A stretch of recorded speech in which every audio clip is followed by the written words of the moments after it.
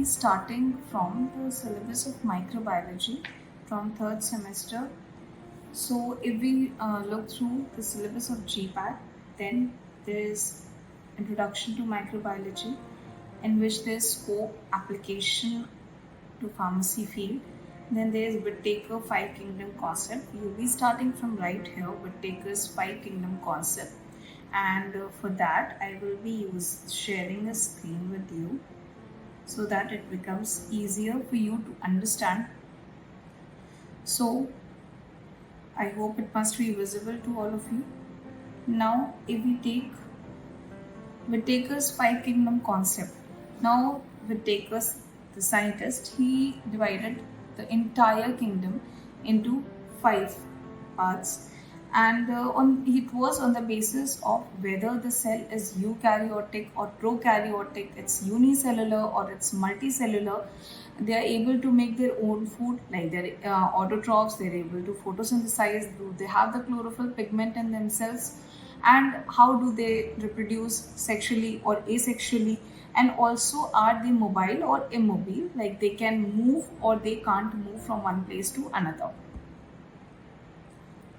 Okay, so regarding all these points which he proposed, he divided this into five parts, namely the plant kingdom, the plants, the animals, the fungi, the protist, and the monera. Now, one by one, you'll see the points of each kingdom.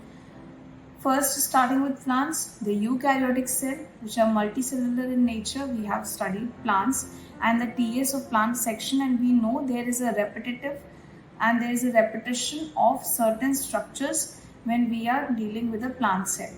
Then plants have the chlorophyll pigments, so they are able to photosynthesize.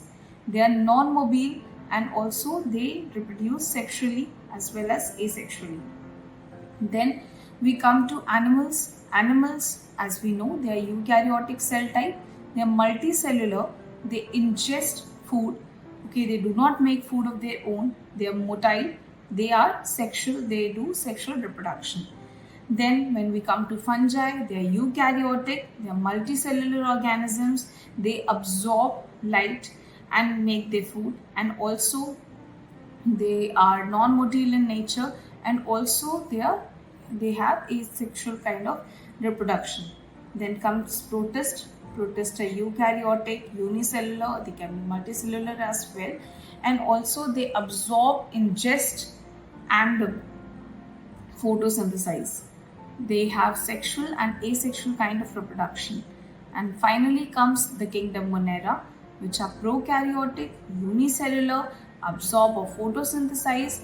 They are motile or non-motile, and they have asexual kind of reproduction.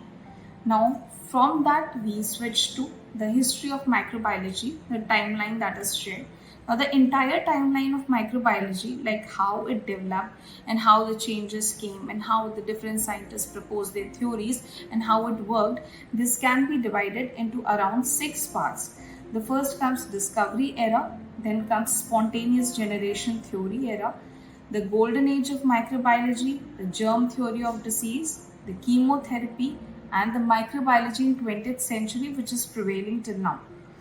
So there is also on the screen, you can see there's a timeline graph. You can take a screenshot and save it. So first of all, let's take the hit points of the history. So first of all, Antony von Leeuwenhoek, who is called the father of microbiology, bacteriology, protozoology, he was the first one to observe living beings under living microbes under single lens. Under single lens, and the lens had the magnification value of around 50 to 300x, and this lens was manufactured by himself.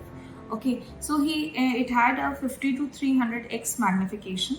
He observed the different microorganisms present in water, which he used to drink, the water that was stagnant around his place, his own feces, his teeth scrapings that come under the nails. So he tested around everything, that what all has this kind of organisms or the microbes which is he seeing.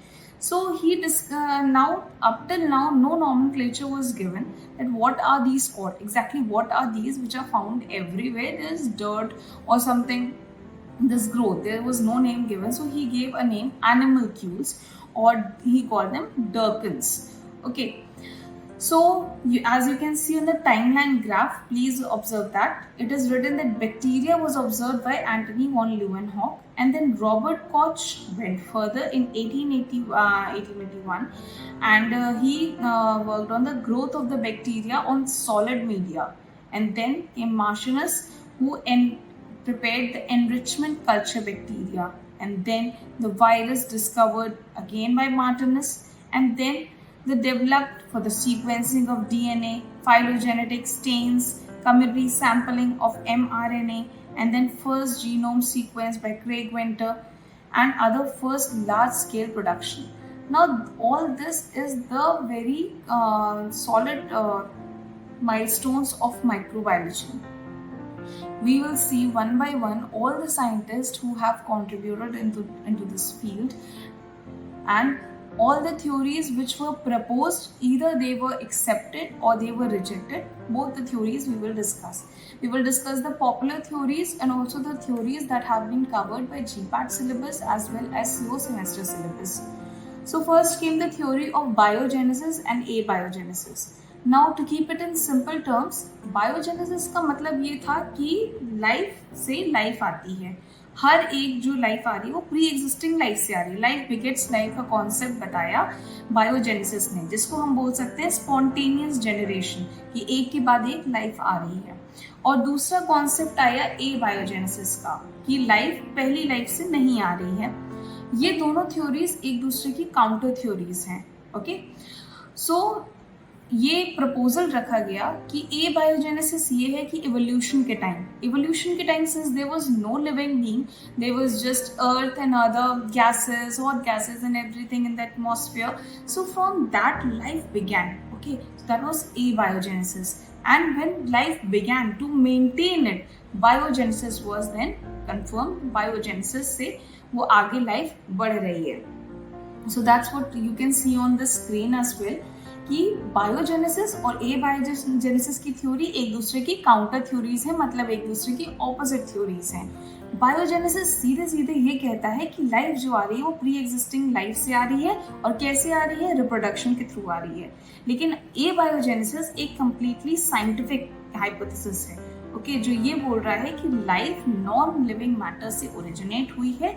जैसे कि अर्थ की early history में हमने ओपेरेंस की theory में हमने जैसे देखा था कि लाइफ काफ़ी फेजेस में डेवलप्ड हुई है, इवोल्यूशन काफ़ी फेज में हुआ है. तो उनके पहले के 3 फेज ये बताते हैं, जिसको सपोर्ट करते हैं ए बायोजेनेसिस को. ओके, सो ए बायोजेनेसिस दिखाता है कि कैसे लाइफ इमर्ज हो रही है, और बायोजेनेसिस दिखा रहा है कि कैसे लाइफ मेंटेन हो रही है. इस पे काम करने वाले 2 साइंटिस्ट थे, Francesco Redi and John Needham, जिनने स्पॉन्टेनियस जनरेशन ऑफ थ्योरी या लाइफ बिगेट्स लाइफ के कॉन्सेप्ट पे अच्छा खासा काम किया, और इन्होंने अपना कॉन्ट्रीब्यूशन प्रोवाइड किया to the field of microbiology. दूसरे सबसे जाने माने नाम थे लुइस पास्चर, जिनके नाम पे पूरा प्रोसेस है पास्चराइजेशन का, जो आज भी हम फॉलो करते हैं. स्टेरिलाइजेशन का एक प्रोसेस है, जिससे हम मिल्क को काफ़ी 100 डिग्री सेंटीग्रेड पे बॉईल करते हैं, and then we cool it down, and it is proposed and proven that it kills microbacteria to a very good extent. So he also, and दूसरा काम ये कैसे लाइमलाइट में आए थे, क्योंकि ये पहले थे जिन्होंने स्पॉन्टेनियस जनरेशन थ्योरी को पूरी तरीके से नकार दिया था. ही डिस्प्रूव्ड इट कम्प्लीटली, एंड इसको करने के लिए, इस डिस्प्रूविंग के लिए इन्होंने पूरा एक एक्सपेरिमेंट कैरी आउट किया था, जिसको बोला जाता है स्वॉन नेक एक्सपेरिमेंट. एंड इन्होंने डेवलप करी इन्होंने डिस्कवर करा कि लाइफ ऑक्सीजन के साथ और ऑक्सीजन के बिना 2 तरीके से चल सकती है. अगर ऑक्सीजन की प्रेजेंस में है तो दैट इज एरोबिक, एंड अगर ऑक्सीजन की एब्सेंस में है तो दैट इज एनारोबिक. ये कॉन्सेप्ट प्रेजेंट करने वाले ये पहले साइंटिस्ट थे. एंड देन इन्होंने कॉलरा और रेबीज के अगेंस्ट की वैक्सीनेशंस भी डिस्कवर करी. इन्होंने स्टेरिलाइजेशन टेक्निक जो आज हम लैब्स में यूज़ करते हैं, हॉट एयर स्टेरिलाइजेशन, जिसके लिए हम हॉट एयर ओवन यूज़ करते हैं, या फिर ऑटोक्लेव जो मॉइस्ट एयर स्टेरिलाइजेशन है, ये सारे इन्होंने प्रपोज किया एंड इन्होंने यूज़ करना स्टार्ट किया। इनका ये कॉन्सेप्ट था कि अगर हम ये स्टेरिलाइजेशन के प्रोसेस को यूज़ करते हैं तो ये क्रॉस कंटामिनेशन को काफ़ी हद तक कंट्रोल कर लेगा। क्रॉस कंटामिनेशन उस टाइम पे इतनी जल्दी किसी ने बोला नहीं था। हम धीरे धीरे आएंगे आगे दूसरे साइंटिस्ट पे, जिन्होंने, जैसे कि जोसेफ लिस्टर, जिन्होंने क्रॉस कंटामिनेशन को एज अ हॉस्पिटल लेवल, जिसकी वजह से बहुत सारे बच्चों की मौत हो रही थी, मोर्टेलिटी रेट्स बहुत हाई हो रहे थे, तब इन्होंने क्रॉस कंटामिनेशन का जिक्र किया था at a hospital level. So cross contamination को कंट्रोल करने के लिए इन्होंने स्टेरिलाइजेशन को प्रमोट किया and then live attenuated vaccine का कॉन्सेप्ट आगे किया, जो प्रोफाइलैक्टिक यूज़ के लिए आज भी काम आता है, आज की डेट में भी काम आता है। प्रोफाइलैक्टिक का मतलब होता है कि जैसे छोटे बच्चों को हम बीमारी होने से पहले वैक्सीनेट कर रहे हैं as a measure, as a safety measure, कि इनको ये बीमारी ना हो। It gives a kind of adaptive immunity, ठीक है।